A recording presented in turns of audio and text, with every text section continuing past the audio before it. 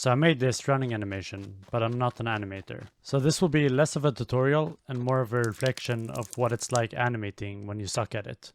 So I'm making a running animation for this character that I designed in an earlier video. I think a decent way to start is to look at a keyframe template, or look into how they are made so you can get decent keyframes to work on. At this point I start by making a few keyframes and get sad that it looks terrible. This barely qualifies as a running animation, cause it doesn't even look like the character is running. I'm mainly only working with line art here, cause I know it's gonna suck and I don't want to waste time coloring.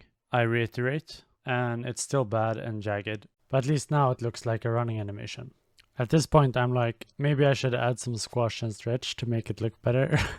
And it doesn't. It looks terrible. And I went back to the previous version. Then I color it and clean the line art. And at this point I gave up for a little bit. And I actually do recommend this. Sometimes you get stuck and then it's important to take a break to be able to come back and see what's trash and what's not. When I got back to it, the first thing I noticed was that the animation was running kind of fast in game. And was kind of jagged if I slowed it down. So I added more frames. And for this you don't need a template or anything like that, because you already have your keyframes. So you only need to do the in-betweens. Then I colored it. And then lastly I fixed some few details, like giving some weight to the cape.